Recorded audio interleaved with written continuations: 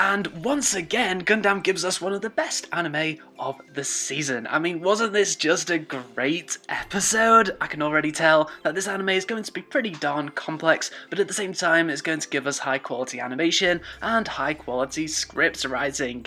Oh yes! So in episode 1 of Gundam Unicorn 96, we get introduced to our main character Banner, who seemingly loses his father, and of course that gives Banner depression, as we see throughout the rest of this episode. I mean, just looking at the poster for this series, you can already tell that Banner will be a pretty moody guy, which is good in the sense that it means that we're not going to get a stereotypical, energetic and positive mecha anime protagonist, but on the other side of the coin, it may be that we end up with a stereotypical moody protagonist who's depressing to watch all the time. Maybe he'll change into someone more positive, as this episode did end with Banner stepping up to the plate and helping the girl he saved stop a war from starting.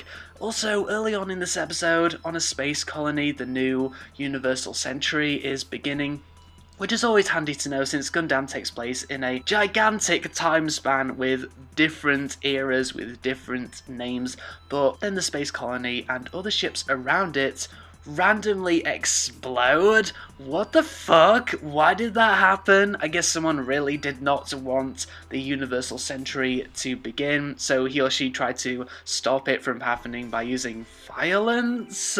I have no idea. Someone do explain. Anyway, we then switch locations to this old guy's bed, and the old guy wants forgiveness for something. I'm guessing that old guy is some kind of politician who's responsible for some political disaster.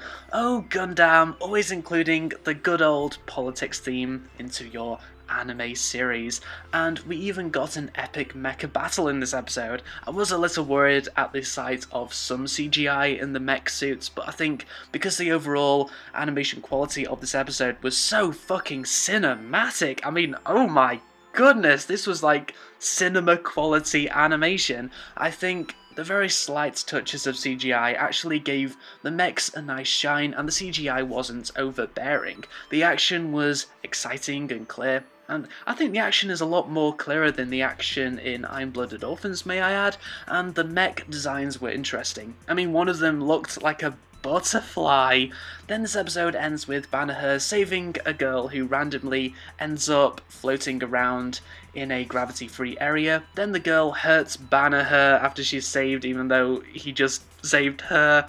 Wow. So yeah, apart from that little odd part in the final act, overall I really liked this first episode. I can tell that Sunrise put a lot of effort into the animation and put a lot of effort into the script writing. I mean, the script cleverly makes lots of seemingly unconnected events connect. Even though not that much of a story is set up in this episode, I think the biggest selling point that I can see is the style. I mean, everything comes together to make this really beautiful mecha anime. And I love my beautiful mecha anime. I am so relieved that there is at least one good sci-fi anime for this season, and I look forward to seeing what the story will be for this anime and whether or not the characters will progress in any way.